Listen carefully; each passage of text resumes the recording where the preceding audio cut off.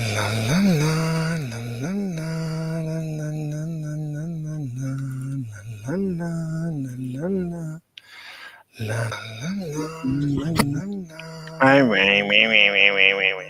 Okay, we got good audio.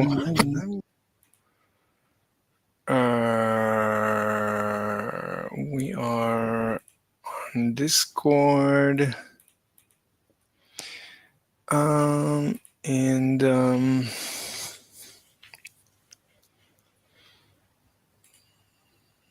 on YouTube,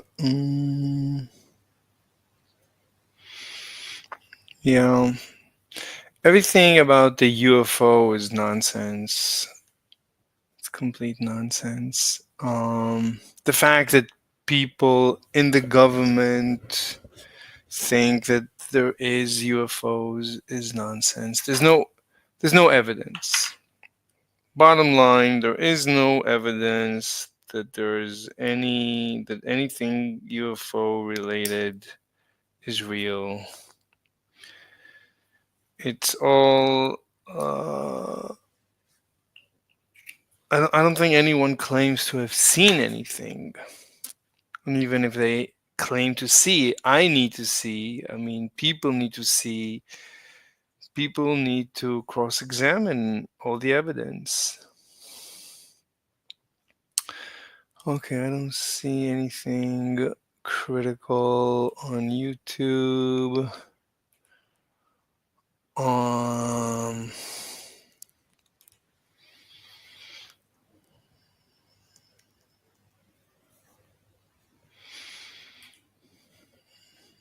Let's see. Proposed solution to Bell's theorem.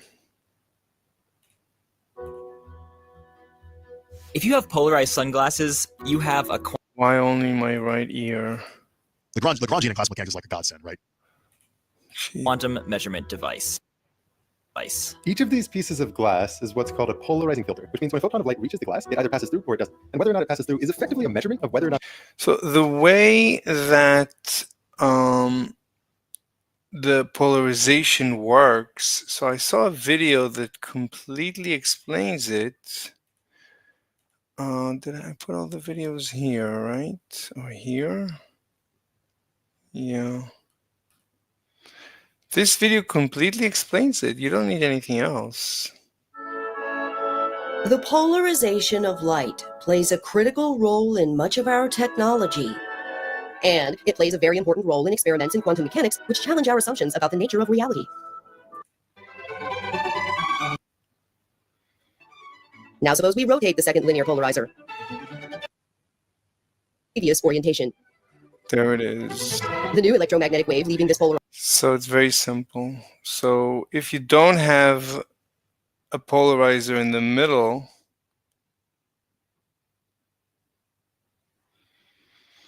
this is two polarizers that are at 90 degrees to each other.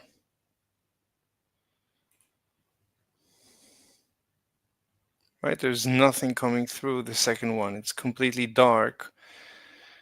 And it's completely understandable because the crystals are aligned this way, so all the energy is absorbed this way. So only the energy going this way gets through. But this one absorbs all the energy going up and down, so nothing comes through. But if you put an intermediate filter at some other angle, then since you can view, right, you can view the up and down motion that comes in between filter 1 and filter 2, you can view it, you can translate it using simple vector addition into two vectors, one along this plane and one along this plane, 90 degrees to each other. And since the pink gets completely absorbed, so only the purple gets through, fine. So some of it gets through.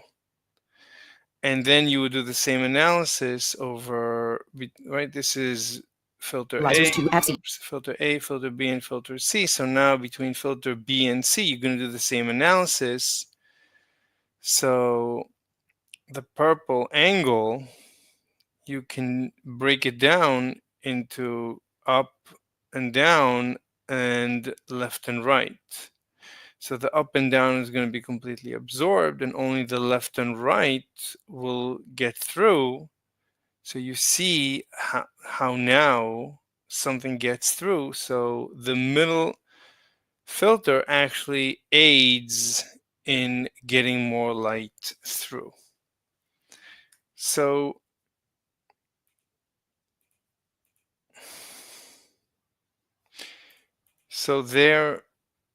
these guys, their video is completely explained. I mean, there's Gives us a nothing. numerical. Weird was that when you remove filter B, never asking those photons. So when you remove filter B, I mean, they're not asking the same question here. I mean, the question is, in the beginning of the video, Allows them to pass through a filter along one axis, 0. Remove off from that first one, and this then is what bothered me. How come this is completely dark, but when you add a filter, it becomes lighter? How does that work? So that's actually completely understandable. So I don't understand their video. I don't really understand their video. I don't know what's the problem. Now these guys explained the problem is the difference between, I don't know if I'll be able to. I mean, they only showed the graph for one instant.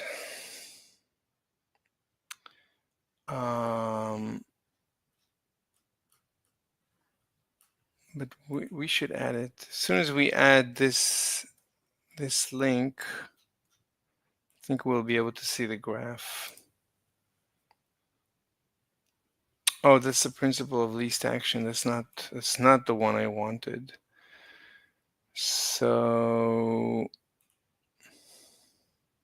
No, I wouldn't want to do it. Yeah, that'd be awkward.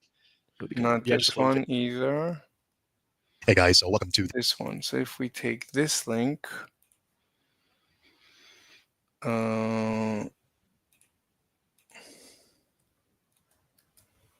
this link, this is the graph. So the straight lines, the triangle, is what is expected by hidden variables. But quantum mechanics predicts the curved line, and experimentally we get the curved line. So therefore, right, even though it's a tiny difference, but therefore, based on this tiny difference, and these guys stress it in this video, they really stress it, that tiny difference, and you could say that Nick from Science Asylum also stresses this point, but they stress it maybe a little bit more, that this difference is irreconcilable. This difference kills hidden variables. Okay. not that photon is polarized in a given direction. Try this. Find yourself several sets of polarized sunglasses or old photograph. It should look darkest when they are along a perpendicular axis. In principle, 0 probability. But here's where things get quantumly bizarre. All these filters do is remove light. They filter it out. But if you take a third filter and orient it 45 degrees off from that first one, and then you put it in between the two, the lamp. There's nothing bizarre about this. I mean, that's explainable. People have explained it. Actually looks brighter. This is not the middle filter generating more light. Somehow, introducing another filter actually lets more light through. With perfect filters, if you keep adding more and more in between at in between angles, this trend actually continues. More light. This feels super weird, but it's not just weird that more light comes through. When you dig in quantitatively to exactly how much more. So I don't understand why they're even mentioning it. They should at least mention the fact that this is not weird, that this can be explained. It's very straightforward using, a vector analysis.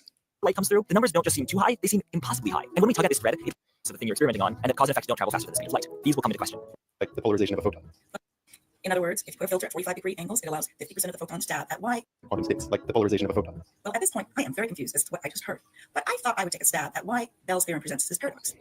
In other words, if you put a filter at 45-degree angles, it allows 50% of the photons to pass through. And then when you turn it at a 22.5 angle, which should only allow 75% of the photons to pass through, it actually allows 85% of the photons to pass through, which makes no sense, at least if you're thinking in a linear state or if you're thinking in Euclidean geometry. It doesn't make much sense. But I think I remember something from my paper that might help me at least propose a resolution or solution to Bell's theorem. And it has to do with a Schwarzschild metric and how photons travel and on which axes they travel and how they interact with each other.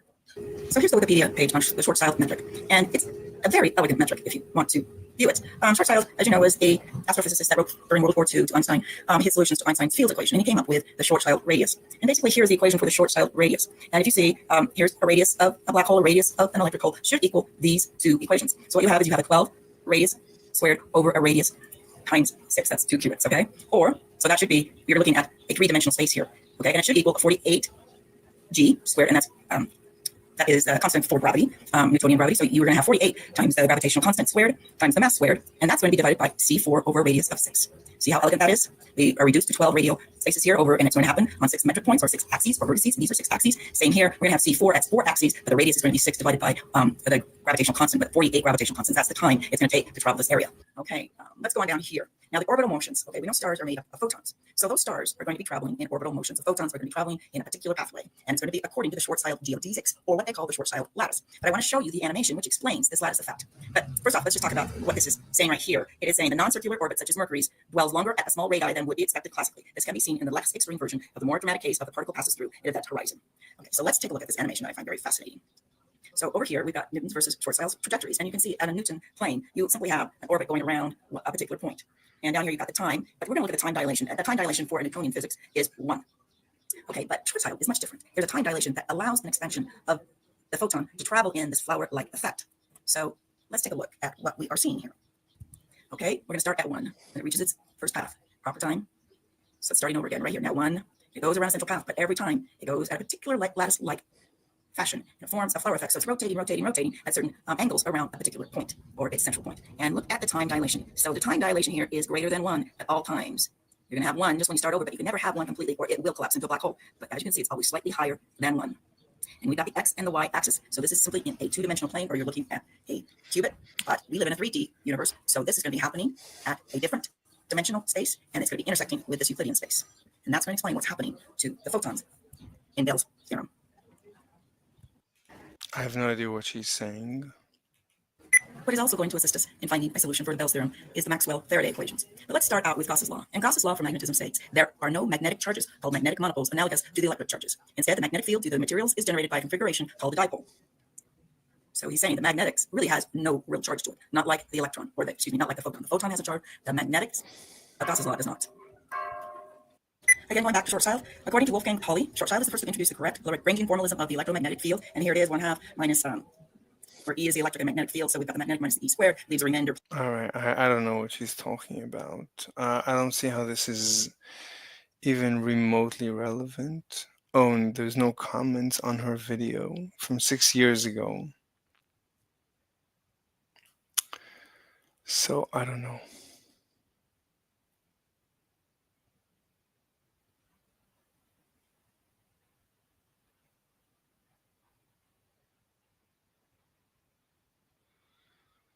I don't know what she's talking about.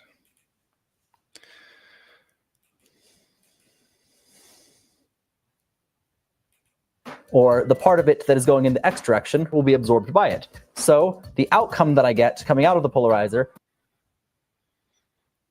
is a vector that is completely 90 degrees to those molecule chains. So in other words, after we have light travel through a polarization filter, so over here we have combinations of all different kinds of polarizations. After it goes through this, we only have one polarization because that is the only one that is allowed through. Now let's get into some of the spookiness of the situation. Let's say this first polarizer is a horizontal polarizer, so that's the direction of the molecules, as we were discussing before, that absorbs the light if it goes through in that direction. And over here we have a vertical polarizer. So as we shine light through, we have a uncoherent source over here, and then when it comes through, we have it all polarized in this direction. But then when it hits this guy, all of that will be absorbed. So out of this, we get absolutely nothing. However, now let's imagine a system where we have the horizontal polarization, then a 45-degree polarization, then a vertical polarization. So again, if we were to just have these two, we get 0. But the addition of this actually makes it so we get non-zero on the output here. So indeed, as the light goes through, we get the vertical light, which then turns into light kind of oriented at a 45-degree angle, which then turns into the horizontal light. And from a vector standpoint, after this first point, we get light perfectly in this direction. Now let's imagine this line represents a polarizer, right? We still have a component that can be projected down onto it, which represents that vector right there. And then from this one, we now have this vector, which certainly has a component to be projected down onto the horizontal axis. So we end up getting a non-zero amount. So with that understanding now, the fundamental argument that Einstein would say is that each photon contains a list of elements per se, to say, if you encounter this polarization, you are to go through. If you encounter this this one, you are to stop. And so what Bell's theorem says is assume each photon does have some sort of list. It doesn't say how the list gets there, just assume it has a list. Then we expect to see it behaving in a certain way. Why would Einstein say that there is a list? I don't understand this notion of a list.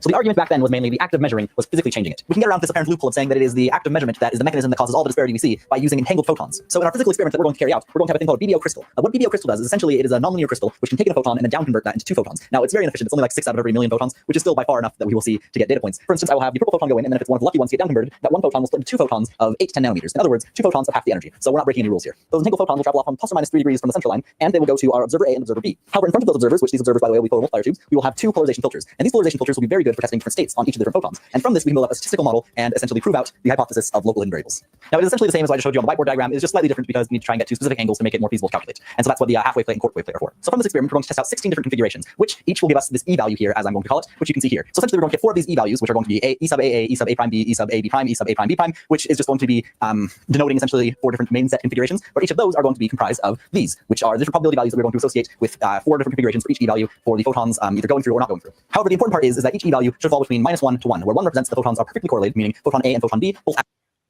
But is he explaining all these calculations?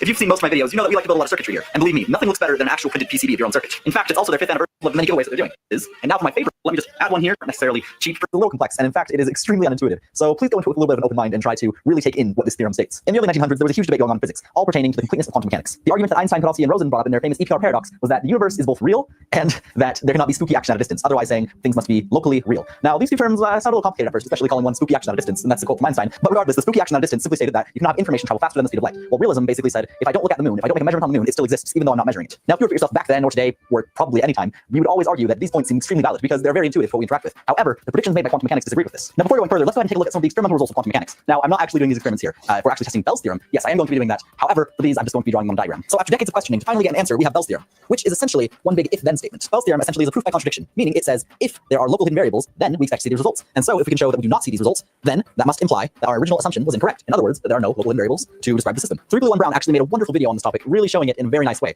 specifically using Venn diagrams of where everything should go. So I'll give you guys a rough overview of it. However, I really recommend that you go see this video. The original Bell's theorem was dealing just with spins like we discussed a minute ago. However, it has been further generalized to deal with other quantum states, such as polarization. So I'll give a quick introduction about what polarization is. However, we can't really go into depth to it because the video will get way too long. Light exhibits wave-like properties. So if we were to measure it, it's actually an electromagnetic field, meaning that we have an oscillating electric field that is in essence coupled with an oscillating magnetic field. Since the collapse of a magnetic field brings about an electric field, and the collapse of an electric field brings about a magnetic field. So we have this nice oscillation passing back and forth between the two. Now, polarizer is essentially composed of a bunch of molecule chains. So let's assume I have molecule chains in this direction here. These dots here are just going to symbolize free electrons. So looking at this, if I now have an electric field oscillating in this direction going towards it, then these free electrons are going to oscillate along with it. In other words, they're going to absorb the energy of light. So on the other side of the polarizer, I'd see nothing. Now, if I were to imagine the light going 90 degrees to it, so it doesn't quite look like it in this picture, going magnetic field. Since the collapse of a magnetic field brings about an electric field, and the collapse of an electric field brings about a magnetic field. So we have this nice oscillation passing back and forth between the two. Now, polarizer is essentially composed of a bunch of molecule chains. So let's assume I have molecule chains in this direction here. These dots here are just going to symbolize free electrons. So looking at this, if I now have an electric field oscillating in this direction going towards it, then these free electrons are going to oscillate along with it. In other words, they're going to...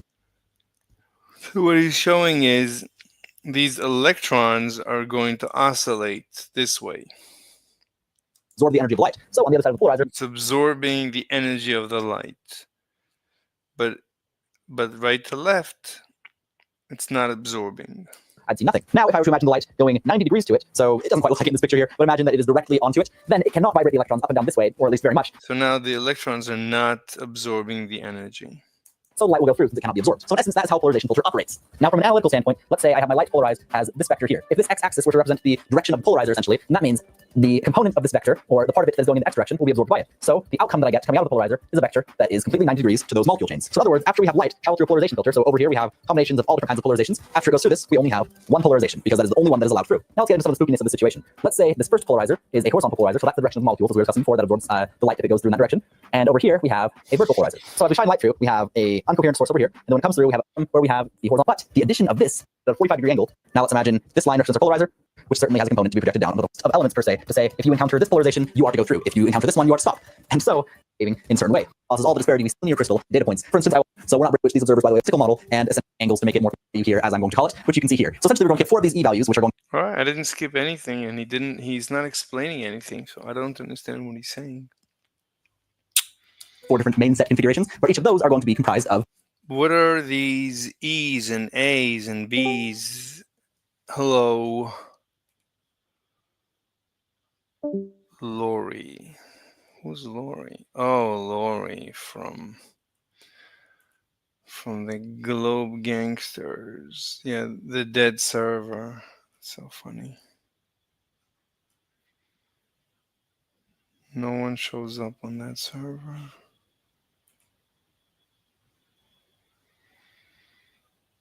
Mm-hmm.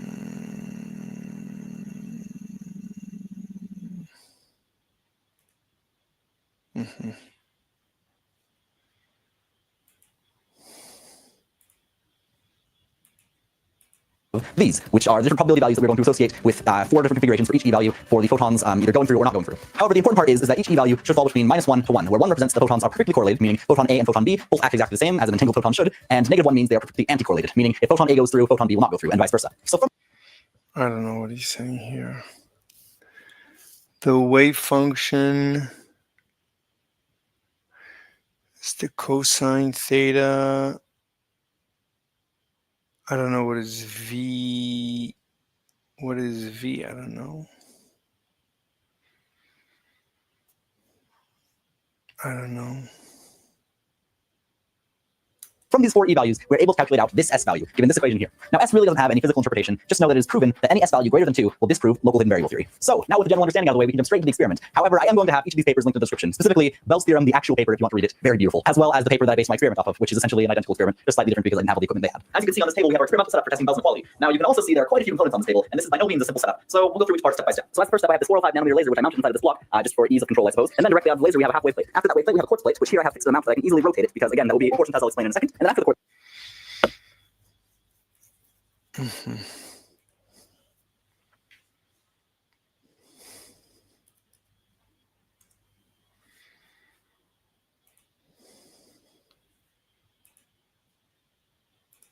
quartz plate, I have it going into this lens. And this lens is positioned in such a way that it's focused directly onto this BDO crystal here. Now, this black hole here is directly aligned with the center of the BDO crystal. So in other words, since that process of spontaneous parametric down conversion that I was mentioning a second ago, since it only does about 6 out of every million photons, we just have the grand majority of them passing straight through, which you can see here. And since we don't want that interfering with the rest of our experiment, we just have it going down this long black tube. It's called the beam stop, and so essentially it will stop the beam. However, it turns out if this is my center line where the laser is going, then the entangled photons actually skew about plus and minus 3 degrees from the center line, which aligns perfectly with where I have positioned these polarization filters. Now, again, through the process of spontaneous parametric down conversion, 405 nanometer photon is being split into around 810 nanometer photons. And so those color-wise are deep red. Therefore, I have these red goggles here, which are essentially going to act as a long pass filter, meaning that only the higher wavelength red photons will be allowed through, or at least much more prevalent than the purple ones. Since we do get some noise, I'm not sure if you can see it as I carry the paper here, but there is a little bit of a purple glow, and so the hope is that all that will be caught out by this red filter here. However, the red photons will be able to pass directly through, essentially unmarked. Now, it's one of the more important parts. Directly after that, we have these photomultiplier tubes. These apertures, by the way, are just here so that I can mark essentially where I should be putting the photomultiplier tubes. They're not necessarily relevant in any way besides that, but these photomultiplier tubes are quite interesting. And so from the avalanche effect, we're able to turn a single photon striking this tube into a quite a bit bigger signal. So the photon itself would be an extremely small signal. Now, because of how the photomultiplier tubes operate, they require high voltage sources, and so I have 2 sources here for each respective photomultiplier tube, and they are set to approximately around 1,000 volts. Now, you can get slightly less than that, but you don't really want to exceed that, or at least for these photomultiplier tubes, that's their rating. Now, down here I have essentially what looks like a big mess of wires. However, all these wires are just simply powered photomultiplier tubes. I will not show how I set up this, just because if you have your own photomultiplier tube, it will near certainly be different, and hopefully you have the correct power supply for it. I did not, which is why I had to use all these wires here. And then finally, coming from the photomultiplier tubes, we have these 2 BNC cables representing the data from each one. And so that's going into this guy, which is an analog discovery 2, which is essentially I'm just using as an oscilloscope that will then write data to my computer. And this guy's nice because it can take the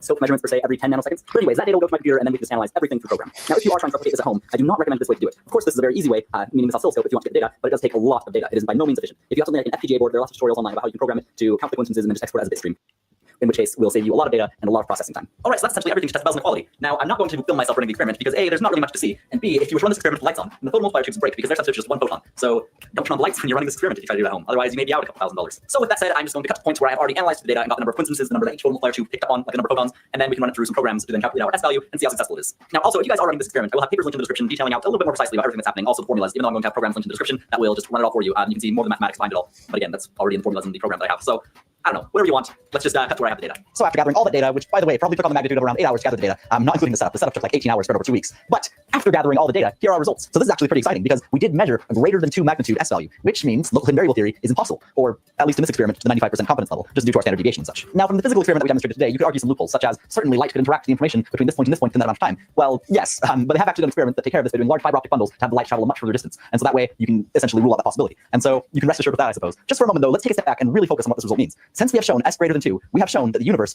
either fails in realism to some degree or fails in locality to some degree, meaning either the moon is not there until I measure it, the moon's not a quantum particle, but you kind of get what I mean, or it means that information can travel faster than the speed of light. And certainly we have shown that as a proven point, there are no local hidden variables, meaning all the experiments we were talking about before, how the entangled light will always act the same no matter what filter you get through, even though they all kind of act probabilistically. Even given that, the light has no way of really carrying a list of information within it. Rather, they're correlated somehow, they're perfectly correlated essentially, and they cannot give the information faster than the speed of light. So the act of measuring affects both of them somehow, which is extremely spooky. Now, although these results are kind of agitating in a sense, they're really actually quite exciting because it's something so unexpected that how could it not be exciting? But it really is a beautiful example of the scientific method in action. No matter how abstract the claim, we can break it up into logical, fundamental blocks and essentially do proofs on each of the blocks by, for instance, assume this is true, then this should follow, which is what Bell's theorem does. Assume that local hidden variables exist in some sense. We're not even stating anything about how they exist, just assume they exist, show what the results would have to be, then show a contradiction, and then we've proven they can't exist. And so it's really beautiful because nothing is really quite out of our reach of understanding. No matter what the problem is, it can be abstractly solved by breaking it up into all these parts and testing it logically and fundamentally, because the scientific method really brings us to a truth, no matter how abstract it is. And that's really, really a beautiful thing. So even if you didn't understand exactly the consequences of Bell's theorem, although they are beautiful and profound, hopefully you walk away with just that last part. Now, before ending off the video, I'd like to give a quick shout out. Andrew Dotson here on YouTube is a fantastic physics YouTuber. Although he doesn't really do experiments like we do here, I think he has very, very valuable videos and really walks through things in a very nice way. And so you guys should really check out his channel. I'll have a link first thing in the description.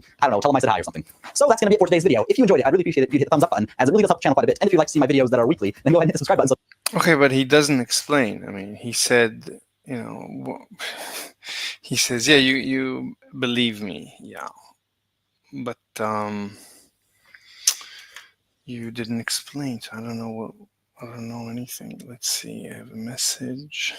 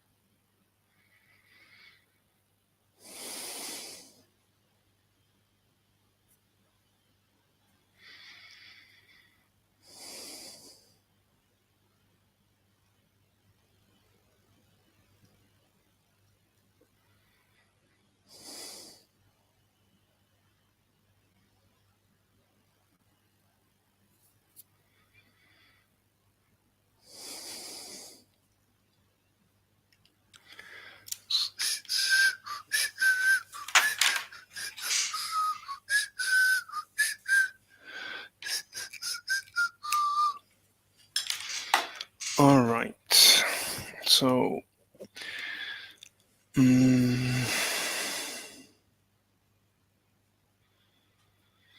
does anyone explain? Two of the biggest intellectual giants of modern physics changed our view of reality and proposed their theories around the same time in the early 20th century. Yet their views about reality were completely different. Niels Bohr, one of the founders of modern quantum mechanics and the father of the Copenhagen interpretation, argued that reality, or the state of a particle at the fundamental level, was not only unknown, but was unknowable until it was measured. Albert Einstein passionately disagreed with this idea and believed that reality was knowable, and that probabilities could not completely define reality, that there had to be an objective reality out there, independent of measurement. He famously said in his dramatic statement, "Do you really believe the moon only exists when you look at it?" Bohr and Einstein argued passionately about their views on the essence of reality, and for 30 years, both views were considered equally valid, and scientists chose sides. Then in 1964, Irish physicist John Bell devised a way to prove. Why were both views viewed equally valid? I mean, so the moon is not there when you're not looking at it is as valid as the moon is there even when you're not looking at it? I mean, obviously, a theory that the moon disappears when you're not looking at it is a very complicated theory. A much simpler theory is that the moon is only there. Hello, Eggman. The moon is always there. Yes, Eggman. How are you? Can you hear me, Eggman? Your mic is off. You're self-muted.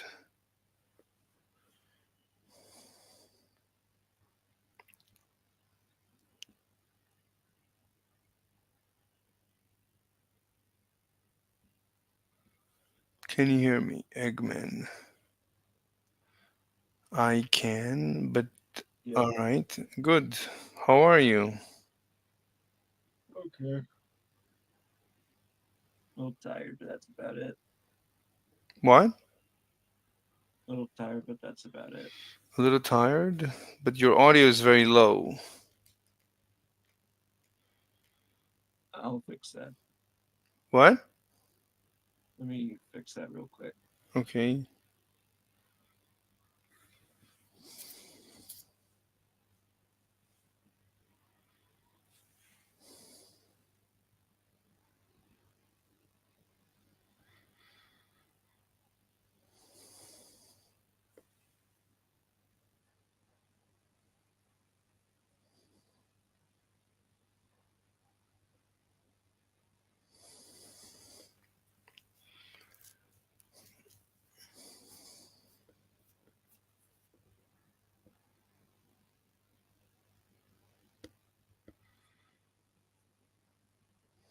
Is better? Yeah, much better. All right. Let me pull the stream on the side real quick.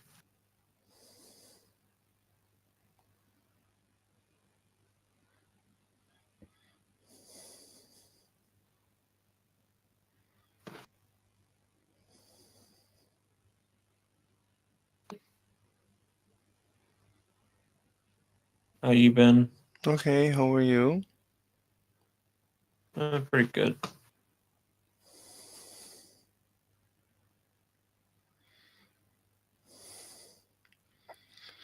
So, what do you want to talk about? I just wanted to see what you were doing. That's about it. I don't really know what I want to talk about. It's just the more Bell's theorem thing. Do you understand Bell's theorem?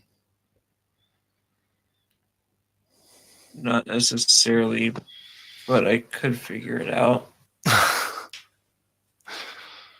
All right. Well, I'm trying to figure it out. Um, I still don't understand it, and I don't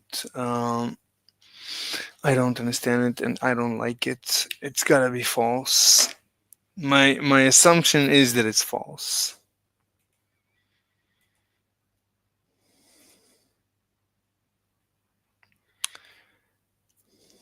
Let me figure out what it's claiming real quick. You want to take a look? Okay. Yeah. Whether Einstein's view of a classical deterministic view of reality was correct, and he put this in a simple, elegant equation called the Bell inequality. Although the equation is simple, understanding what it means is not so easy. So how did this simple equation disprove the ideas of the most famous and powerful scientists of the 20th century and forced us to confront the unsettling truth that we may live in a fundamentally non-deterministic universe? The answer is coming up right now. The for this video is from a documentary that led to it becoming it was founded by film. You can watch it in 4K. 1 free month trial. Cause of the dice. If the dice was a quantum system like a photon electron, the link in the description. The central weirdness of quantum mechanics can be demonstrated with the toss of the dice. If the dice was a quantum system like a photon, electron, or atom, it would be in superposition. That is, its position and other properties, in a sense, would be up in the air, like a dice thrown before it hits the table. It's a 1, 2, 3, 4, 5, and 6 all at the same time. According to the most accepted interpretation of quantum mechanics, the Copenhagen interpretation pioneered by Niels Bohr and Werner Heisenberg, it's not only It's pretty weird if it's true. Why? Why is it weird if it's true?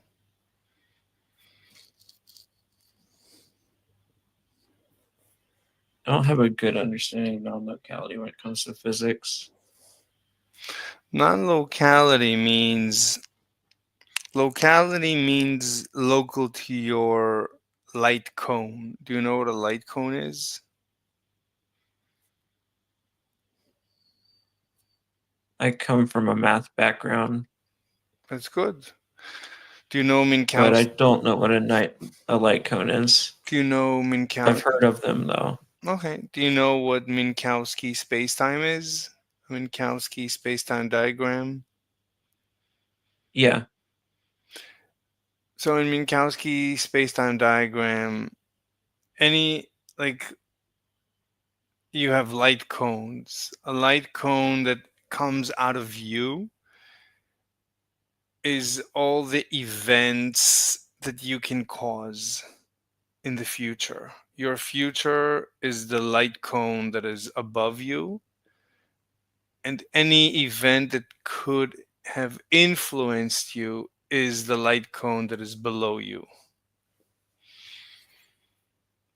Anyway, it just means there's no faster than light communication. That's what locality means. Locality means that that you live within a bubble that anything that can ever come in communication with you cannot come from cannot come in faster than light. So if it's, let's say, farther than a light year, let's say an event took place that is farther from you than a light year, and it took place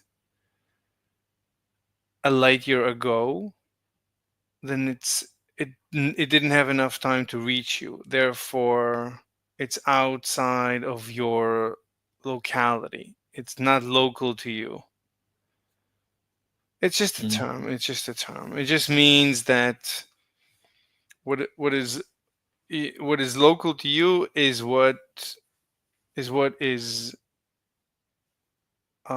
slower or equal to the speed of light to you. So if I send a signal to you right now, I can only send it at the speed of light. So right now I'm talking to you, let's say at the speed of light. So I am local to you. I am within, like, everything I'm saying is within your locality. I'm not violating the speed of light as I'm talking to you. But if I were right now on Alpha Centauri, which is 4 light years away, and I would be speaking to you, then we know that it would take at least 4 years for the signal to reach you. So if I were speaking in real time, I would not expect my words to be local to you until I gave them enough time to reach you. It just means that any communication is cannot take place faster than the speed of light. That's what locality means. It's a strange term. It's not the most straightforward term. Like how is the word locality?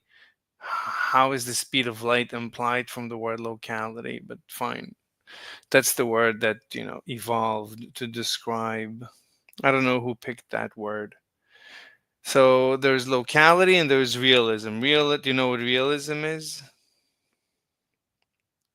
Look it up. Okay, look it up. Only that the dice's value is not known, but that it is all values at once. Its value can only be known once it is measured. The double slit experiment demonstrates this. A single The photon passing world's through. independent of the mind. Exactly. That when you flip Yeah. when you flip a coin, even before you let it land and you observe its value up or down, as it is spinning in the air, it has a value. As it is spinning, it changes from up to down really, really fast. But it has a value that if you made a video of a spinning coin, of a flipping coin, if you made a video of a flipping coin and you would slow the video down, you could see it flipping from up to down, up to down, down to up to down, down to up. You would see it flipping, slowly. If you slow down the video enough, you could see it. So we say that this is realism. Realism is the assumption that a flipping coin has a value even before we measure it. It has some value. And then when it lands, it ends up with a certain value. But, it has a value at any time. If you can stop the coin as it's flipping midair. You can stop it, grab it as it's flipping, and it will have a value. Whereas You go. non-realism says that no, a flipping coin doesn't have a value. As it's flipping in the air, there is no value. It's only when you observe it that you see the value, which is a crazy assumption about the universe. It says that the moon is not there when you're not observing it. The universe is not there when it's not observed. You're not there when you're not talking to me. The house, planet Earth is not there when I'm not interacting with it. The sun is not there when it's not shining. Right. So For me, at least, non-locality, from like a math sense, is like the rules of like a system are like can be directly calculated at a point from its like neighborhood around it. That would be how like a mathematician would describe it. I don't know if that's similar because like you guys have the speed of light thing. right, that's also true for locality. Locality implies that you can only influence what is immediate. Any point, if you want, if you want to influence anywhere around you, you can only influence what is immediately next to you. So as you speak to me, the only way you can transmit information to me is that you're influencing the microphone that is next to you, and the microphone is influencing the computer that is next to it, and the computer is influencing the wire that is next to it, and the wire is influencing the router, and the router is influencing the modem, and the modem is, and so on. So, but at any point, every little thing is influencing the next quantum particle that is next to it. You cannot skip. I mean, all these interactions, they're very fast, so it feels like when I'm talking to you, you can hear me immediately, but that's not It true. might as well be instant, but it's not. Exactly, it's not instant. It's limited by the speed of light, and it's limited by a chain reaction. So when I'm talking to you, there is a chain reaction of things happening until you Right. hear it. And this chain reaction at any point is local. That you cannot skip a molecule. You have to go through, like if you send a signal through the wire, you cannot skip a part of the wire. You cannot skip a single molecule in the wire. There's no skipping allowed in this universe. This universe is local. So any influence any point wants to have, it can only influence the points that are immediately next to it. Right.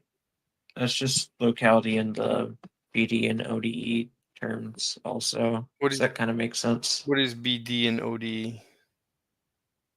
What is Two different types of differential equations. what is BD? PD is like when you have multiple different variables. ODE is when you have like one or But one that's changing. but why would you compare this to PDE and ODE? Because their definition of locality is that you have to make changes based on like the neighborhood of a point instead of like But both actually anything if you want a local one. So it's the same definition.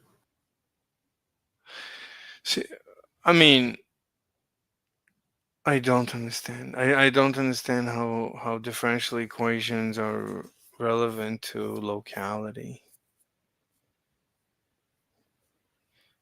Is this like Because the Go ahead, go ahead. because the rules that you apply to like update a differential equation would be based on like propagating out changes for like a local one. But that's a specific So you have to propagate it. but that's a specific equation. I mean, if you have any like a wave equation, Yeah, it's a whole class of equations. right? So you can describe wave equations both using PDE and ODE. But this is just wave Right. equations. Yeah. Okay, I mean, wave equations are My point is that it's really convenient that the definition might as well be the same for the both of them, for like physics and PDs and ODs and everything. but I mean, wave equations come to describe waves, and you know, so it makes sense that locality in math should be, at least in the wave equations, should correspond to the physics definition of locality. Anyway, um, so they claim that they can prove Bell claimed, and everyone agrees that he proved that the universe cannot be local and real.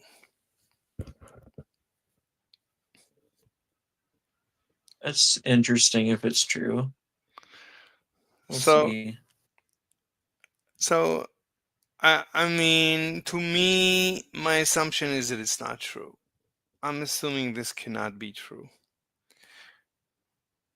You cannot prove. I'm assuming a mechanical universe. I'm assuming a local universe, a local real universe. I don't think you can assume a non-local or a non-real universe and expect this universe to be that universe.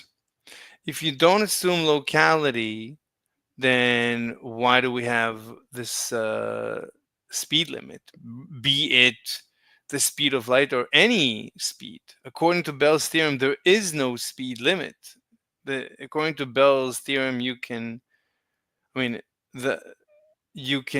transfer information instantly across infinite distances, which is a violation of locality. Basically, he says that you can transmit information from here to the other side of the universe by skipping the universe, which doesn't make any sense. To me, it doesn't make any sense. So I'm assuming it's false. I just need to figure out how to prove that it's false.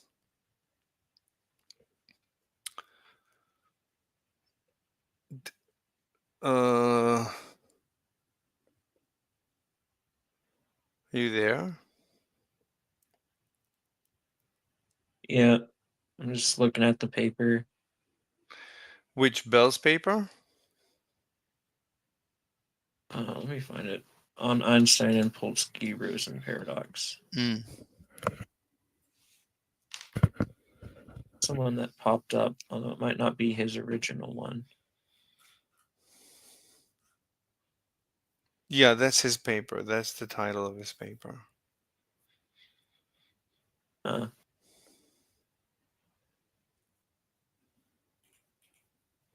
slit should not be thought of as a particle going through and interacting with itself. Rather, it's like a three-dimensional wave or cloud of probability when it is emitted. This wave can go through both slits at once and interfere with itself like a wave does before it is measured by the photosensitive screen in the back when it resolves to a specific location on the screen. Einstein, who was the most famous scientist at the time, was bothered by this interpretation of quantum mechanics. The idea that part of nature remains not only unknown, but is unknowable unless measured. That's why he famously said, God does not play dice. So Einstein, along with two other scientists, Boris Podolsky and Nathan Rosen, EPR for short, came up with what they thought disproved the Copenhagen interpretation. The crux of their argument rested on the idea of a phenomenon predicted in quantum mechanics called entanglement. Let's say we have a quantum system that has zero angular momentum, also known as spin zero, and it emits two photons simultaneously. Since photons have spin, and since angular momentum must be conserved, if one photon has a spin up, the other photon must have a spin down. So the spin up and down cancel each other out. This is entanglement. The two photons are not independent. If the spin of one of them is known, the spin of the other becomes known instantaneously. Now let's separate these photons far apart. Let's say 300,000 kilometers, which is about 1 light second away. Now, according to quantum mechanics, each of these photons is governed by a wave function, and each photon is in a state of both spin up and down at the same time. It is not up or down, it is both up and down. However, the wave function of these photons is not independent. They're really the same wave function governing both photons. Now, if we measure the spin of one of them, we have a 50% chance of detecting a spin up. Let's say we do detect a spin up. Now, let's measure the spin of the other photon in less than 1 second. It should also have a 50% chance of having spin up or spin down, but it doesn't. It has a 100% chance of having spin down. This means that the information of the collapse of the wave function of one of the photons had to travel faster than light to affect the other photon. Is there a reason why it's generally accepted? What? Is there like a good reason why it's generally accepted? Bell's inequality? They gave the Nobel Prize of 2022 to 3 scientists who closed all the loopholes and proved Bell's inequality. So until you can prove it false, it's a done deal. Yeesh. Yeah. That since nothing can travel faster than light according to the rules of special relativity, this should invalidate the Copenhagen interpretation. This theorized violation is the EPR paradox. EPR proposed instead that there is likely another theory which would show that the two entangled photons were in cahoots from the very beginning, that their states were predetermined from their creation. In other words, their states contained the information locally, so that when they were moved apart, no communication had to take place. The information that we were measuring was hidden inside the two particles. This is called local hidden variables. So for example, it's as if the two particles were a pair of gloves. One was a left-handed pair and the other was a right-handed pair. Once we found the left-handed pair, we knew immediately that the other pair, no matter where it was in the universe, must be a right-handed pair. This was a valid interpretation of quantum mechanics for almost 30 years. From 1935 to 1964, this could not be disproven. This is where Irish physicist John Bell comes in. And in 1964, he proposed an experiment that could show whether the local hidden variable theory was correct or incorrect. Now, Bell's equation is remarkably simple, but it's one of the most difficult to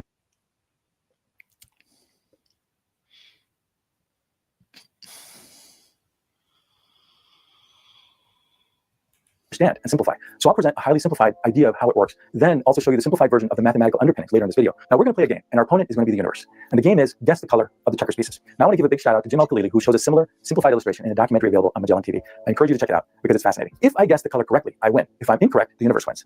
In the first game, I declare that if the colors match, I win. The universe picks the pieces. Now in play after play, I find that I lose every time. So in the next round, I change the rules. This time I declare that if the colors are different, I win. The universe picks the pieces. In play after play, I find that I lose every time again. So I conclude that perhaps the universe has rigged the game against me. This is what Einstein suspected was happening, that the checkers pieces were rigged. He believed that the colors of the pieces were predetermined, and that this information had been known from the very beginning when the two pieces were together. Niels Bohr's idea, on the other hand, was that the red and black don't even exist until the piece is turned over.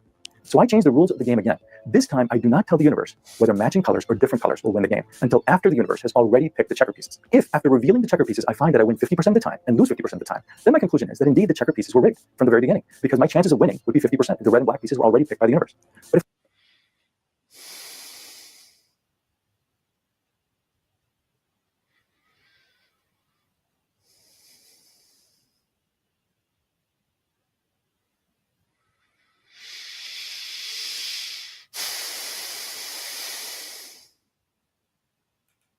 But if I continue to lose, then I have to conclude that somehow the colors of the checker pieces were not chosen ahead of time. Let's look at how Bell's elegant equation proves my conclusion. To do this, let's look at a universe where local hidden variables are correct. In other words, entangled particles have predetermined properties which are complementary to each other at the moment of their creation. Note that this is not an interpretation of quantum mechanics, it's an alternative to quantum mechanics. So in this system, when two entangled particles are produced from a process that conserves linear and angular momentum, we will get two particles that go off in opposite directions, and they will have opposite spins as well as opposite directions. Let's say Alice makes the measurement in particle 1 in her laboratory, and Bob makes the measurement on particle 2 in his laboratory. And let's say the two labs are very far apart and are not in communication with each other. If Alice measures the particle spin in the z direction as positive, Bob will measure the spin as negative in the z direction. If they measure the spin in the x direction, which is orthogonal to the z direction or 90 degrees apart, the same type of complementary opposite spins will be measured. Because as I said earlier, are you trying to show it's mathematically non-accurate, or there's a better thing we could do? I mean, the first there's a big possibility. Oh, there's a big possibility it's mathematically correct. It's just not the correct model for our universe. Right.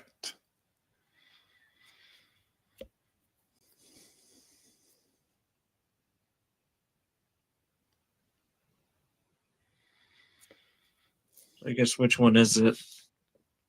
I don't know.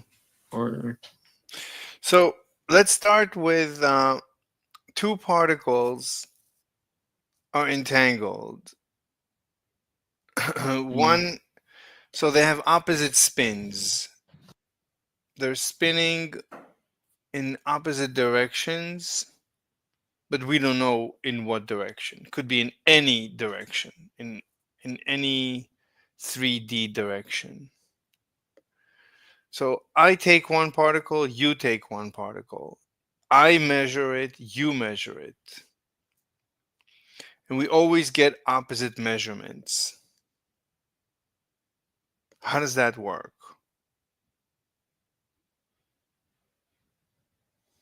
How's that possible? We measure it in the same direction.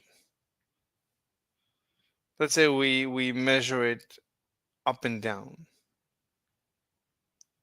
we measure it simultaneously and we are far apart from each other. Why are we always getting correlated results? We're always getting opposite results. How does that work? The particle could be oriented in any direction. You understand the question?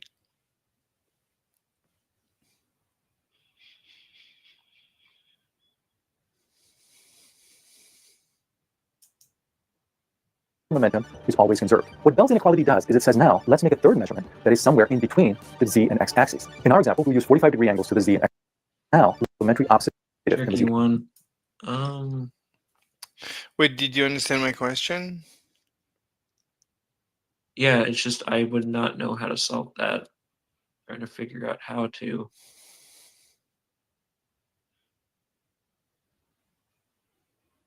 The question is like, when you measure it, it goes some direction, and it goes the opposite for me. Yeah. But And we it's over a large distance, so it Yeah. doesn't have time to propagate. Right. And we measure simultaneously.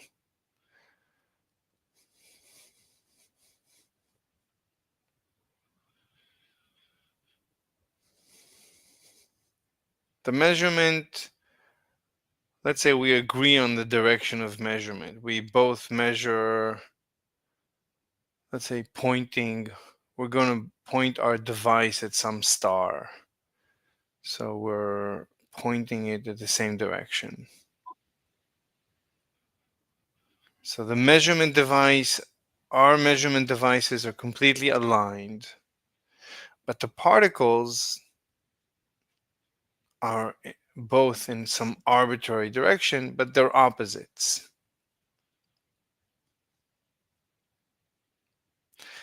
Now, the devices only measure up and down.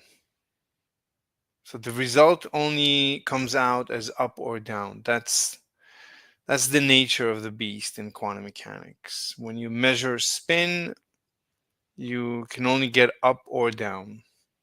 Either the particle, when measuring means you throw it through like a magnetic field. So in the magnetic field, it can only go up or down. Mm. And what we notice is They do a that weird experiment. The one that discovered spin, wasn't it? Just they induced electric field, and then like they called it up because the particles that were spinning in some certain direction went up, and then the other ones went down or something. yeah, it's called the Stern-Gerlach experiment. Yeah, it's based on so in the Stern-Gerlach experiment, you had silver atoms. Silver atoms have one valence electron in the outer shell that could be spinning in some arbitrary direction.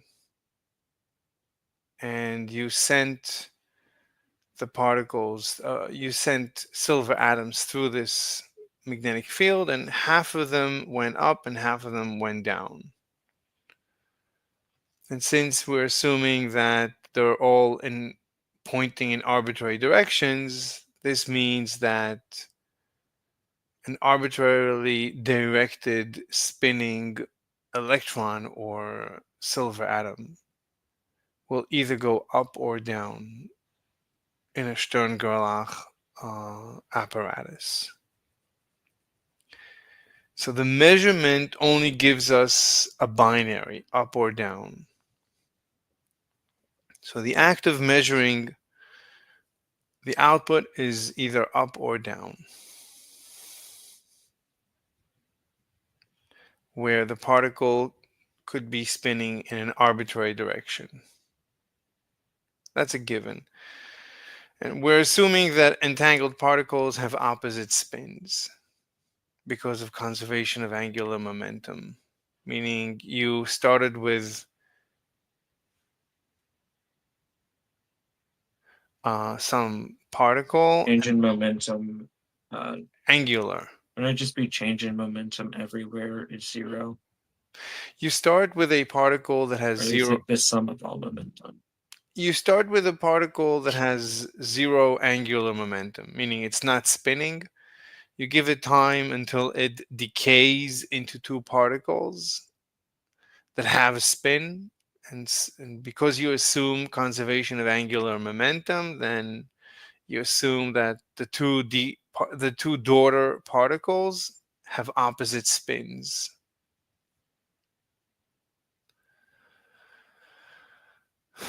I mean, they gave the Nobel Prize for this experiment done on photons. Photons don't have spin, they have something called polarization, which is, I mean, it still, it gives similar, I mean, it gives predicted results. They claim that Bell's theorem, the entire argument of Bell's theorem could be argued with photons, and they gave the Nobel Prize for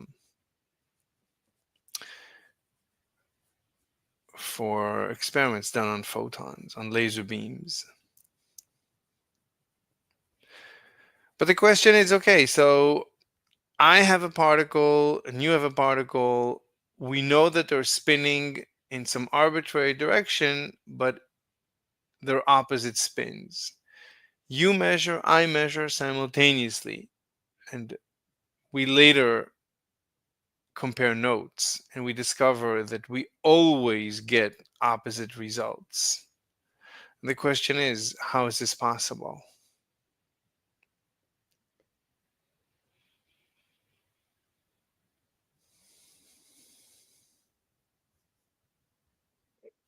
So, so you could argue that it's actually very simple. You want to try? I know that the non-locality thing is kind of tempting. No, no, no. I'm gonna assume I'm gonna assume Mm, locality. So this experiment is very simple, and this is the experiment basically as proposed by the EPR. The EPR proposes this experiment as a thought experiment to prove realism. The whole question was realism, was to argue that superposition is nonsense. Superposition, have you ever heard of the term superposition? it could be in many, or it acts like it. Wasn't it? So Until super you do something to it or interact with it, it could technically, mathematically be modeled as anything. right. But there's two ways to view superposition. So superposition could be that, let's say I have a cat in a box, and the cat could either be dead or alive. So there's two ways to view the cat being dead or alive. One view is that, yeah, I don't know, the cat is either dead or alive. Another view is that the cat is undefined. It's in a superposition of being both dead and alive until I open the box and look. Once I open the box and I look, the cat decides whether it's dead or alive, or the universe decides if the cat is dead or alive. Until then, the cat Or wasn't. it's either or, but you update it when you, or like knowledge updated when you look. So So it's there's, either or, but you but these are, you know if you look. so there's two views of what superposition, of what lack of knowledge means. So one view of lack of knowledge is that, as far as you're concerned, the cat is dead or alive. The cat is in a superposition of being dead and alive because you don't know. Really, the cat is either dead or alive.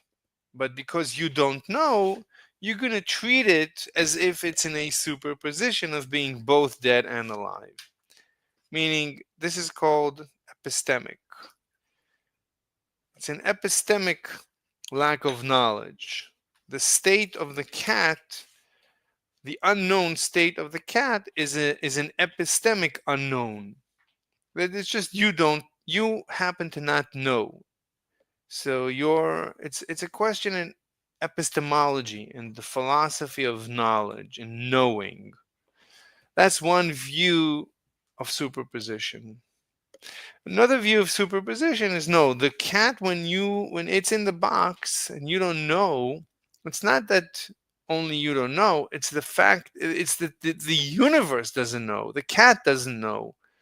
It is not known. The cat is an actual, it's in a superposition of being both dead and alive.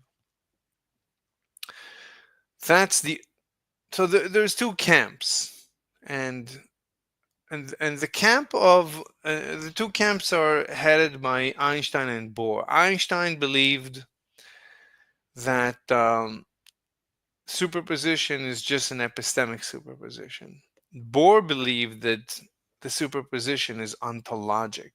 That really the cat is in an actual state of being both dead and alive. It's in a new state that humans never see. We never see anything in a superposition because when you see it collapses into a state that either it's dead or alive. But really, really, really, the cat is in a superposition. It's not in any state. The word state doesn't apply to the cat. The word state applies to the cat like color applies to numbers. What's the color of the number 5? Well, it doesn't apply. So the word state doesn't apply to a cat in a box. A cat in a box doesn't have a state. It's in a superposition. It doesn't have any state. That's the Bohr camp. And everyone believed it even before Bell's theorem. So it's not like they needed Bell's theorem to believe this nonsense. They believed it from day one. Bohr believed this from day one. I don't know what drove Bohr to believe it. Bell's theorem was just like is it Bell's theorem is 1964, but Bohr already believed it long before. I mean, Einstein wrote the EPR in 1935. So about 30 years before Bell's paper, Einstein wrote EPR.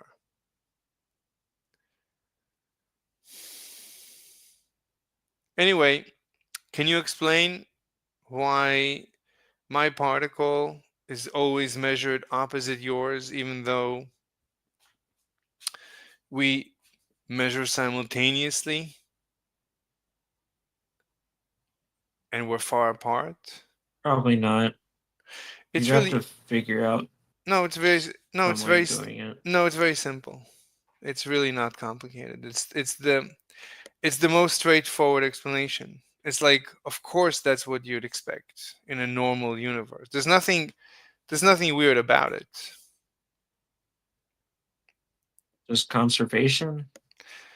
Conservation of angular momentum, that just means that we're always assuming that my particle and your particle are spinning in exact opposite directions. That's an assumption.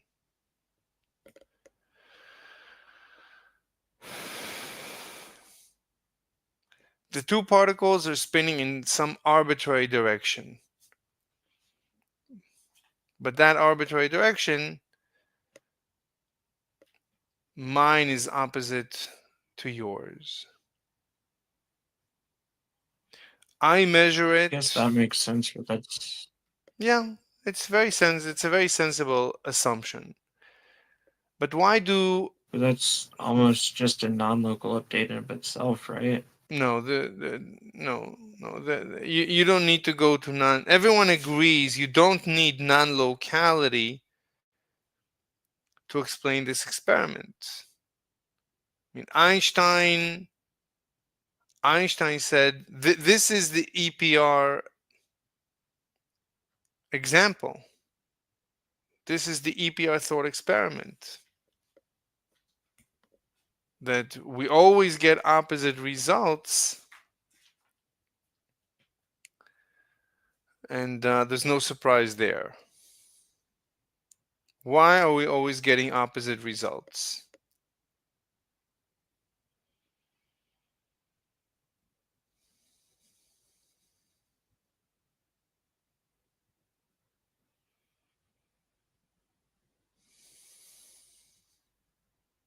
Because if we didn't, a rule would be violated. No, no, no. There's a mechanical reason. You just have to think through the mechanics. It's really very simple. It's a very simple explanation, very straightforward. You don't need anything. The most straightforward. The most straightforward. If I tell you the answer, you're gonna be surprised you couldn't I'm figure it out. guessing the answer is if one of us measured it, then the other would have to be some way to keep No. up the conservation law. No, Right. no. It's completely symmetric. So me and you, there's no difference between me and you. We're the same distance from the origin of the particles. We both get the particles at the same time. We're both, let's say, a light year away from each other. I'm on Alpha Centauri. We're 4 light years away from each other. So we're sending particles from halfway between Earth and Alpha Centauri. We created the lab halfway through. The lab creates entangled particles. One is sent to Alpha Centauri, where my lab is situated, and one is sent to you on Earth with your lab. You get the particle, I get the particle. As soon as we get the particles, we both measure. And then we send in the notes, we compare notes. All the measurements are opposite. It's very simple. Why did it happen? There's nothing strange here. The fact that Bohr had to come up with superposition being ontologic is weird. I don't understand. And even Einstein's hidden variables, you don't even need a hidden variable to solve this problem. Even Einstein is wrong. You don't even need hidden variables. A simple mechanical explanation will do the job. Okay, I'll give you the answer. Ready? Do you understand the question? Mm-hmm. Okay. Yes. Okay. So the answer is, so the particle is pointing, right? You can view the spin as a vector. If you use the right, do you know the right hand rule? Isn't that just the weird thing that physics students do with the cross product? Yeah, but we don't need the cross product. We just need the right hand rule. Just simplifies talking about the direction of spinning. That's all. It's a simple way of talking about spin. I'll pull up the whiteboard. Yeah.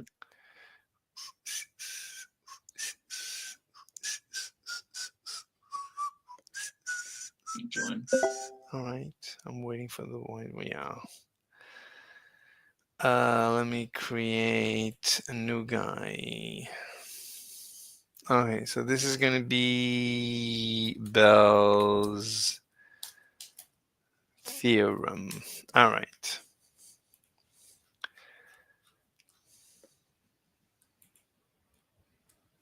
Oh, okay. Let me maximize.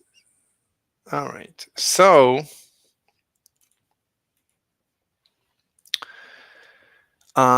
if we want to describe, can you see me drawing? Yep, you're drawing a little circle arrow thing Yeah. up there. Right. So if something is spinning, I can describe the spinning using an arrow, a vector. This is called the right hand rule, because if you put your right hand and you curl your fingers in the direction of the spinning, then your thumb points in the direction of the arrow. That's why it's called the right hand rule. The left hand wouldn't give you this result. According to the left hand rule, you would get it pointing down. So when I tell you I have something spinning this way, really what I mean is that it's spinning this way. It's just a Yeah. convenience. That's it. This is called the right hand rule. Okay, so let's talk about the experiment. So I get a particle that is spinning this way. Therefore, you get a particle that is spinning basically this way. So of course, I'm going to be measuring up and you're going to be measuring down. Why? Because we're measuring up and down. We're both measuring up and down, and mine is closer to being up, yours is closer to being down. So of course I'm going to be measuring up and you're going to be measuring down. Every time. Every time. An arbitrary direction, an arbitrary direction. Measuring up and down, up and down. I'm closer to down, I'll always get down. You're closer to up, you're always going to get up.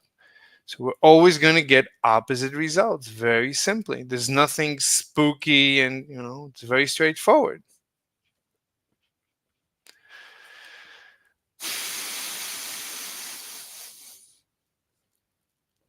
Right? You know,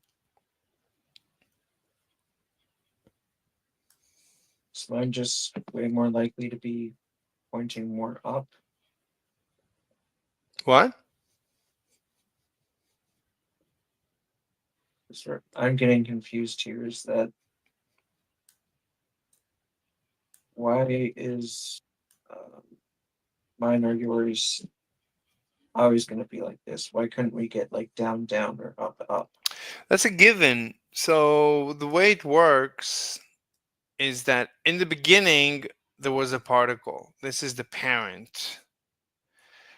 And if you give it enough time, the parent will decay into two particles. That's a given. That's part of the given. This is given. And when the particle decays into two daughter particles, so daughter 1 and daughter 2, so assuming the parent was not spinning, the spin was equal to 0, and assuming the Then daughters, this would be something like that. you don't have to say 1/2, you don't have to. But assuming that the daughters are spinning, if you assume the daughters are spinning, then the daughters must be spinning in opposite directions, assuming conservation of angular momentum. So by this guy spinning, right, in order to spin, he had to push against this guy, right? They had to push against each other in order to spin in opposite directions. Right? Imagine me and you. I said conservation. Imagine me and you. I want to, right? Imagine we're both in outer space. So here is me floating in space, and here is you floating in space. And imagine that I want to start spinning myself this way. So I'm going to push against you in such a way that I'm going to cause you to spin in the opposite direction. Right? I'm going to push one way, and I'm going to start because action equals reaction. Because of Newton's, I get it. this is Newton's third law. I got the idea. It's just a conservation law. Yeah, it's called conservation of angular momentum. Conservation of angular momentum. It's basically, you can derive it from Newton's third law of motion. Conservation of, I mean, all of Newton's laws of motion are about conservation of momentum. So that's it. So we explained why we're always going to get correlated results in our measurements, even though we're far apart. Right. Even without hidden variables, which is very weird because Einstein in his paper said you need hidden variables in order to explain this measurement. But I don't know. I never understood the EPR paper, so I don't care so much. Part where I think he might say that is the choice between these two, and at that rate, that's a human choice, and that just might be What do you classical, right? wait? What? Choosing which one of these to send up to each person. They're Wouldn't that be a sent. classical choice? Yeah, I mean the two particles, as soon as they're And created, they're sent. One is sent to you, and one is sent to me. We don't know which is which. And every time they're created, they have a random spin. One time it's this way and that way. One time it's this way and that way. It's some random spin, but always opposite. And then the two particles are sent, one to me and one to you. And when I get it, I measure it. And you get it, you measure it. And we always measure opposite results. So can you explain to me why we're always getting opposite results?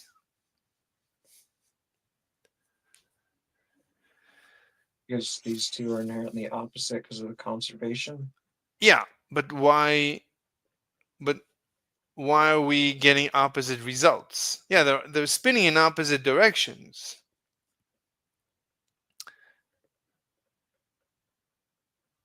But why are we getting opposite The results? detector thing.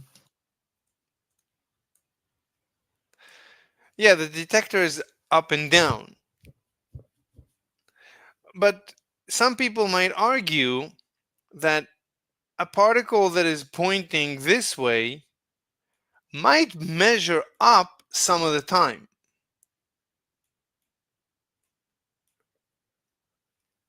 What would you say to that?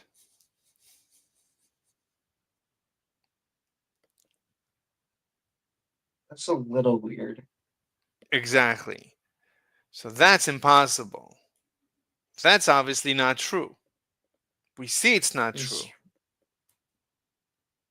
It doesn't make any sense for it to be true, but we see from experiments, since we're always measuring opposite and we're assuming locality and real and realism, therefore, this can never happen. The claim that some of the time you could measure a particle up when it's pointing down, it's closer to the down direction, therefore you can never get it. How do we know? Because we always measure opposites. So that's the answer. So far, so good? I think I've figured out the reason why people might argue that it might be non-local. Why? If we go with the conservation law, as long as these two have like a conserved property, it should be fine. So they might be arguing that they're updating always to have the conserved property. What? But in that way, this one might go negative, this one might go positive, or this one might go negative, and this one might go positive, which is weird. I don't understand. The reason currently why people believe in non-locality is because of Bell's theorem. So you need to understand Bell's theorem in order to disprove it.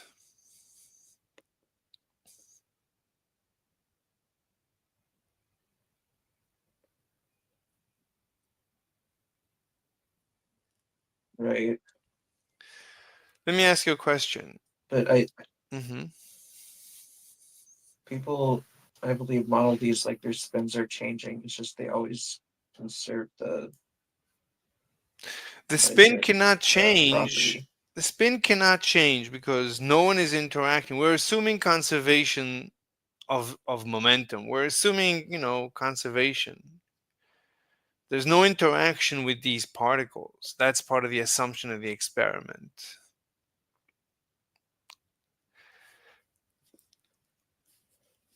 Right.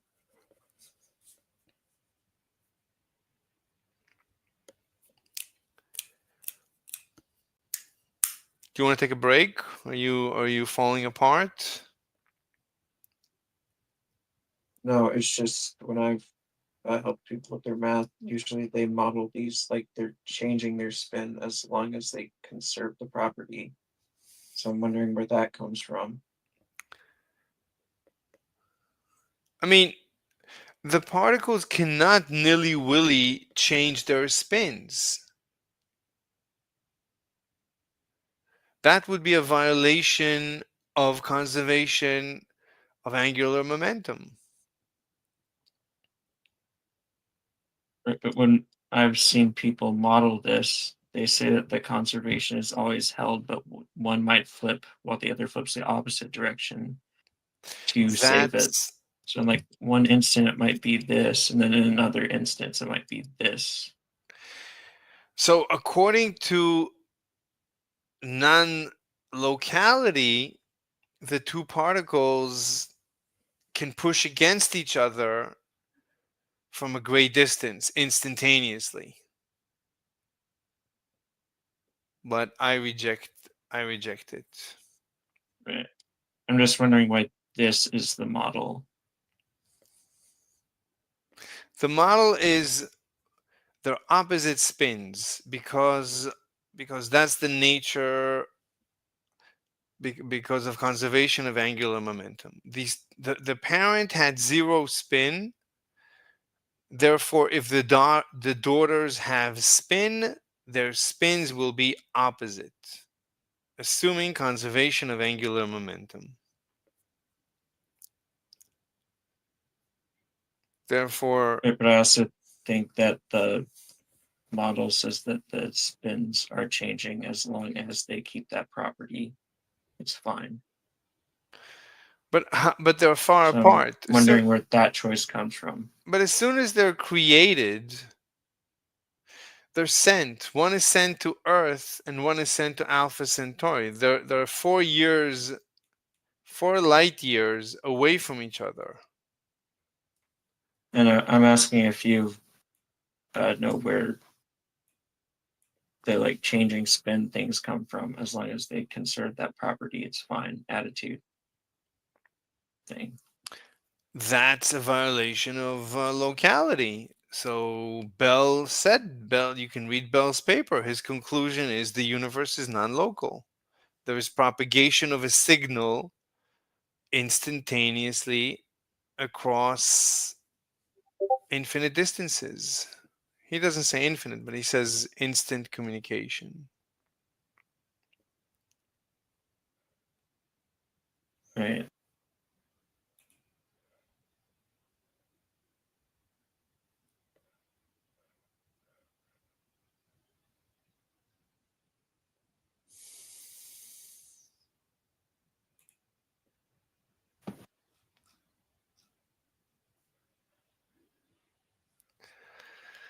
So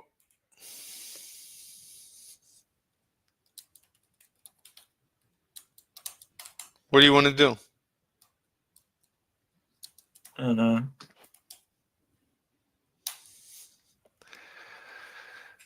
Do you want to talk about it? Do you want to continue? Do you want to abandon it? Do you want to think about it? Sleep about it? What do you want to do?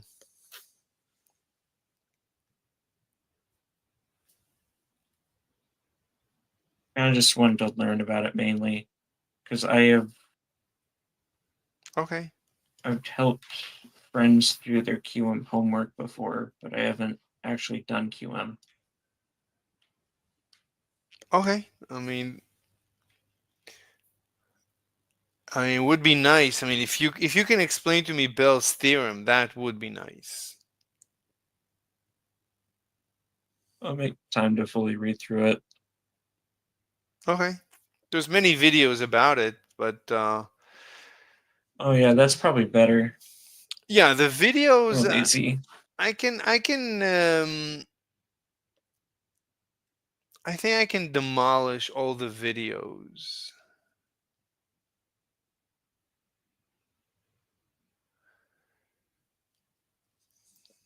I think I can demolish all the videos, but I'm not sure. I need you to be. I need you to push back against me. I need to be able to explain this to someone because otherwise, I don't have anyone pushing against me. So I don't know if I'm getting it right. So it would be nice if you could, if you can. I could try, although all of my arguments would be mathematical, That's perfect. not necessarily like physically There's no physics. This is defined. this is purely mathematical. There's no physics in Alright, this. Yeah. that works. Okay. So let me know when you want to talk about it. Do you want to talk about something else? Sure. What do you want to talk about? Let me actually put that on a list to do real quick. Okay. Communication with each other. If Alice measures the particle spin in the z direction as positive, Bob will measure the spin as negative in the z direction. If they measure the spin in the x direction, which is orthogonal to the z direction or 90 degrees apart, the same. Got anything you want to talk about? What? You got anything you want to talk about?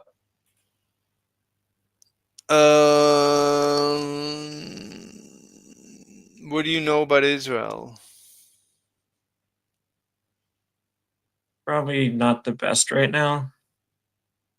What's I need not? to get more political, You what? honestly. I didn't hear what you I said. need to look more into politics. Mm. To be fair, I think that's one of my weak things. hmm Did you vote for Trump or Harris? I didn't vote this go around. I was 17 when the voting happened. It wasn't fun. Wait, you were 17 a week ago or 2 weeks ago, whatever?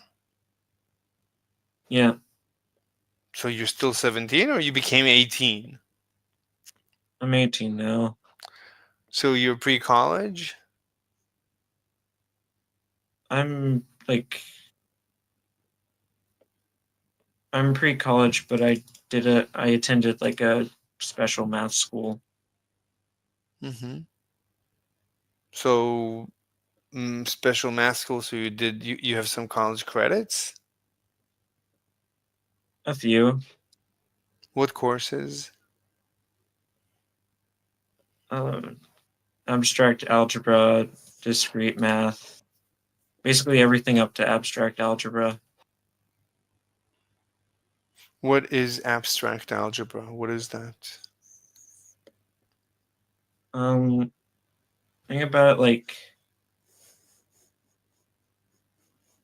Think about studying properties of structures almost. So like algebra is studying properties of structures, right? Give me an example of a problem. Wait, you took abstract algebra already? Yeah. So give me an example of a problem. Like from abstract algebra. Yeah, so that I get a feel of what you're trying to solve. Abstract algebra is mostly just looking at properties. But give and me give me an example of a problem. Given x, find y. What is x and what is y? We don't solve those problems, sadly. So what do? You prove? Or it's proof based So usually. what would you prove? It's usually take this structure and then use it to do something. That's literally the entire class. So Like, you'll define a structure like a group, and then you'll do something with that group. oh my god, I hate groups. Yeah. Usually the way that, I mean, yeah, I mean, group is like beyond a set. A group is like a set with operations, right? Right. We'd call it a set with extra structure. Hmm. So you're gonna go to college now to study math? Probably either that or like engineering, just for like money. I would recommend studying math and going into anything. I mean, the most important thing to study is math, in my experience, because with math you can easily do anything: economics, finance, physics, math. You can do anything with math, Yeah. especially finance. And with finance, you can make the most money. Do you like finance? I'm just a math guy, but I could probably learn finance. I would say learn math and then go into finance. Like get a PhD in math and simultaneously go into finance. Like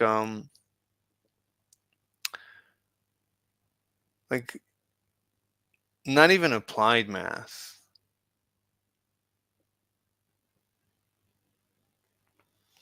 But Just pure math. what? Just pure math. Yeah. Yeah, because even applied math might be might not give you enough tools, as many tools as like pure math. I don't know. If I do math, I want to get a PhD and probably work on category theory or something. Fantastic. I don't even know what that is. It's just to find the most simple structure you can and then apply it to literally everything. That's amazing. Like I know that physics today, there's so much math in physics. You Oh, have to, it's just terrible. yeah. I opened up like a string theory document. I'm They're not talking even, about like brains and yeah, stuff. I'm not even talking about They made strength. their own. They made their own topological structures. It's crazy. Yeah, but I'm not even talking about string theory. I'm saying even the most fundamental, even Bell's theorem. Just to understand Bell's theorem, you have to Oh yeah, understand no, it has a Lie group in it. a what group There's a SU2 Lie group in it in Bell's because theorem. of the spin. Yeah, It has because an of the S2. spin, right? I think so. Isn't S2 spin? You don't have to use spin. You can use anything for Bell's theorem. They use photons, and photons they use polarization. Spin, the Oh, spin is always opposite. Usually that's for electrons, but photons they have polarization, and the polarization is usually it's in 90 degrees to each other or something. I don't remember what the relationship between two correlated photons. Anyway, it's not critical. So this is really interesting. Wait, so how did you find out how did you find me? when I'm bored, I look through a bunch of servers, and you were kind of in one of them. I think it was through where was it? I usually go to PNR. You have 4 shared servers, which is Physics, Earth Awakenings, which is the weird flat Earth server, and then So maybe you saw me Too. on Globe Gangsters? I'm not on Globe Gangsters. I know I didn't see you on Earth Awakenings because I don't go there. So on PNR? Because physics, they kicked me out on the first day. Soon as I, Yeesh. yeah, soon as I asked a question, they kicked me off it. Maybe PR. Yeah, probably, because that's where I'm either on my server or on PNR. So where do you want to, like, are you applying to college or are you still in high school? I've applied to a few. Still waiting to see. I think the main ones that I would be wanting to go to would be like MIT or Harvard. So they have like banger math programs. Hmm.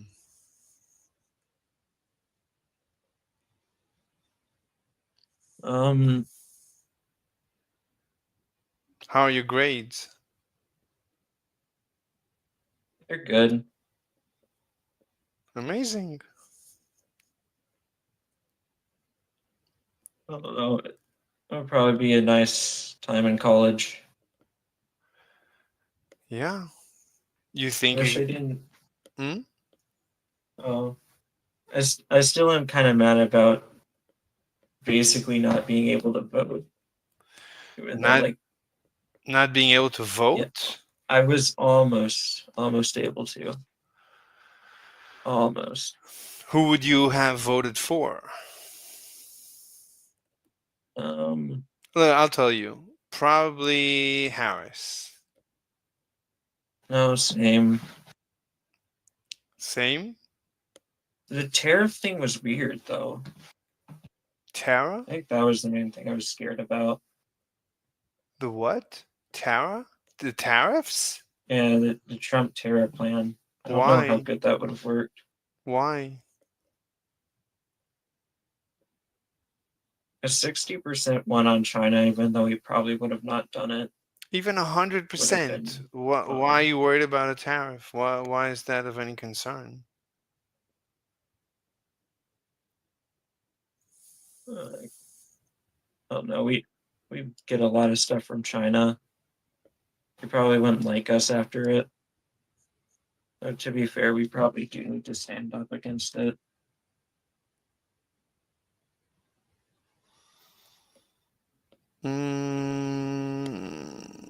Okay. So what's your position? Um, Probably the tariff would have been bad. Why?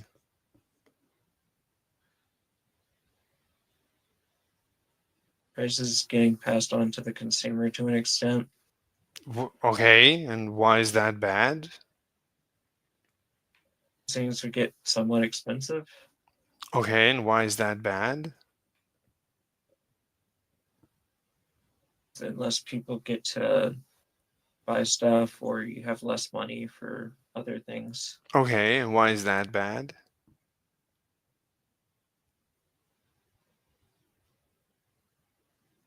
I think we should make it easier for people to live to an extent.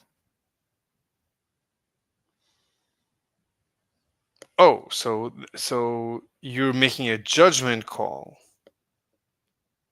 I guess. Yeah. So why do you want to make it okay, then why do you want to make it easier for people? Why do you want to make it easier for people? What's what's like why Not would easier for people, but just more doable to an extent. why? Why do you want to help people? What's the alternative? Right. Right, just like with two particles, your conservation of angular momentum, one is pushing against the other. If you're making a change, it must be that something else is changing. You cannot make a change without changing something else. There's no free lunches. So if you're making things harder for people, then you must be doing something else. at the same time because of symmetry. Right.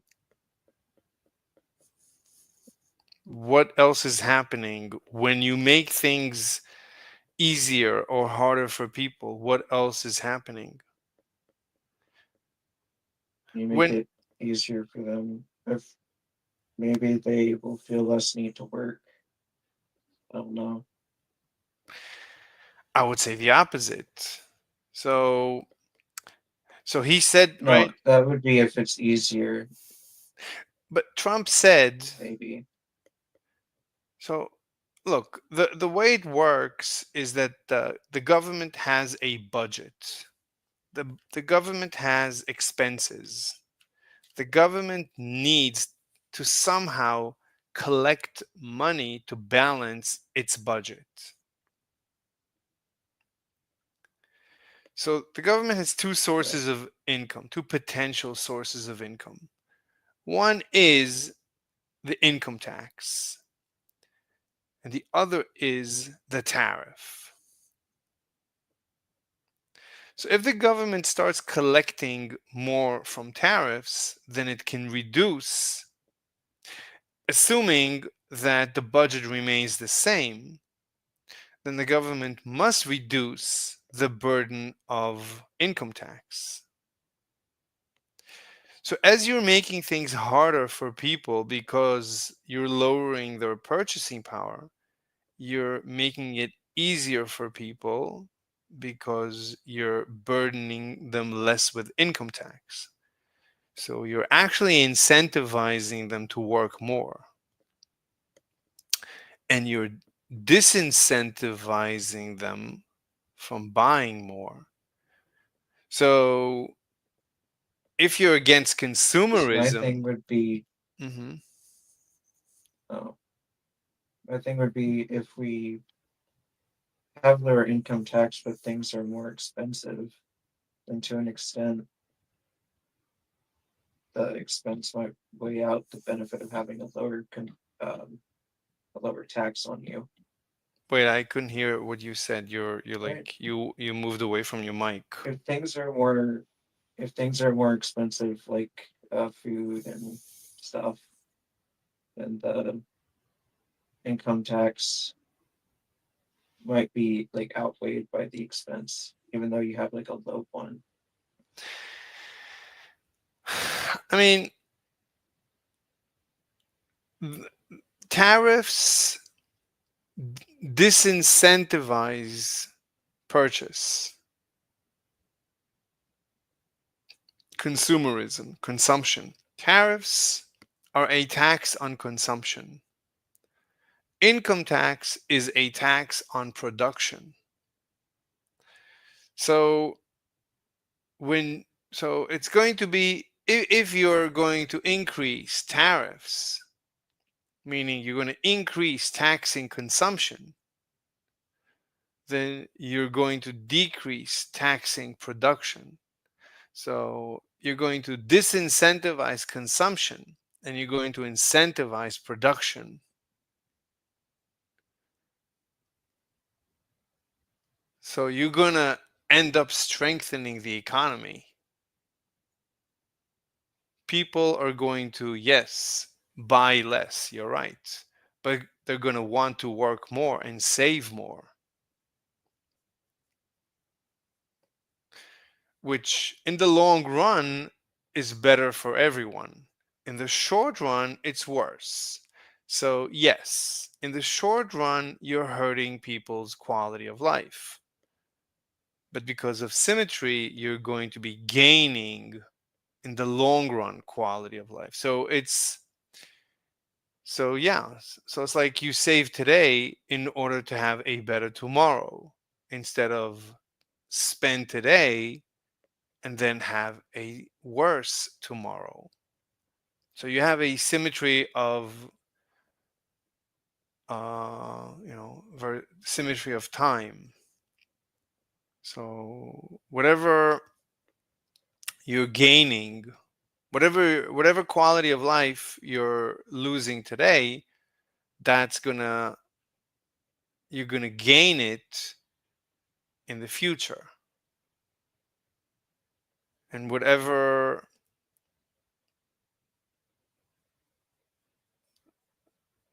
loss you have in today's quality of life, you're going to gain in production and in savings. So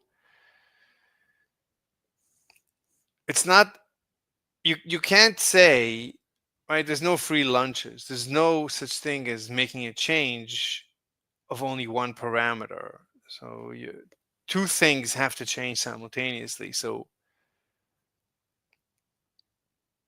the tariffs, you could say, are bad. Yeah, but they're also good. There's no free lunches. There's no such thing as pure good or pure bad. Do you understand?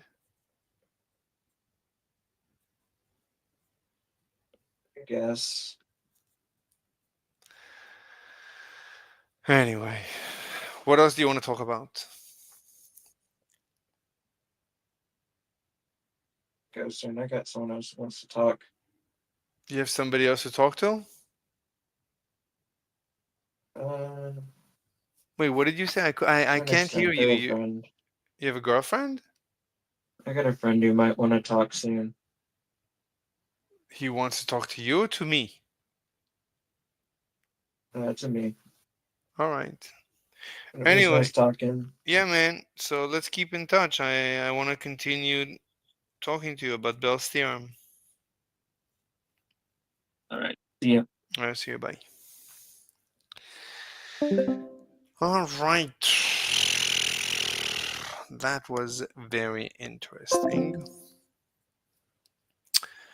All right. What ended up being the topic? More Bell's theorem. We ended up talking to Eggman. What's his name? Oh, I don't have any messages with no DMing. Eggman.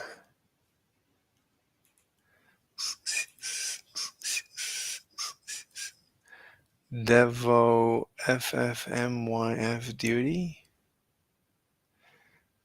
4 mutual servers.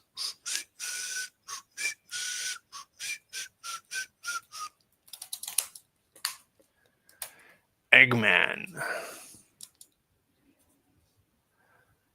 All right. I'm kind of hungering, so I'm going to take a break. Maybe I'll be back. Maybe not. I don't know yet. All right. Bye for now.